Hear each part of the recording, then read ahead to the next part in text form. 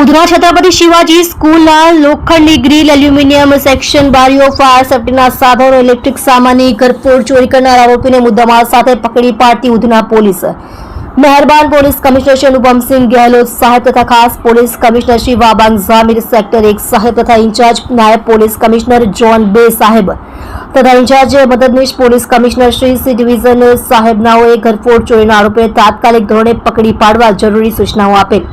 ગઈ તારીખ 22/7/2024 થી તારીખ 23/11/2024 કલાક 14 વાગ્યાના અરસામાં હર કોઈ વખતે ઉધના જલારામનગર સોસાયટી જલારામ મંદિરની બાજુમાં છત્રપતિ શિવાજી સ્કૂલ ઉધના સુરત ખાતેથી કોઈ અજાણ્યા ચોરી સમયે સ્કૂલમાં પ્રવેશ કરી સ્કૂલની રૂમોમાં લાગેલ લોખંડની ગ્રીલો તથા એલ્યુમિનિયમની સેક્શન બારીઓ જેની આશરે કિંમત ₹70,000 તથા ફાયર સેફ્ટીનો તમામ પ્રકારનો સામાન જેની કિંમત આશરે ₹30,000 તથા સમગ્ર સ્કૂલ બિલ્ડિંગમાં લાગેલ ઇલેક્ટ્રિકનો સામાન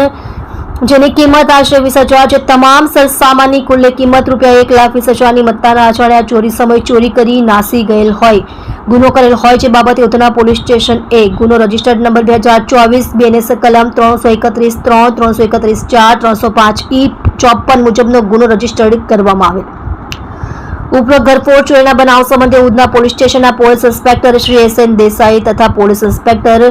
VB ગોહિલ નાઓએ ઉપરોક્ત ગુનાના આરોપીને પકડી પાડવા સૂચના અને માર્ગદર્શન આપેલ અને સર્વેલન્સના પોલીસ સબ ઇન્સ્પેક્ટર HJ મચ્છરનાના નેતૃત્વ હેઠળ પોલીસ કોન્સ્ટેબલ દિલીપભાઈ નાગજીભાઈ બકલ નંબર 3955 નાઓએ બનાવવાળી જગ્યાના CCTV ફૂટેજ તથા બાતમીદાર મારફતે ઉપરોક્ત ગુનામાં ઘરફોડ ચોરી કરનાર આરોપી મેહુલ ઉર્ફે કાળિયો સંપત દેવી પૂજક ઉંમર વર્ષ 22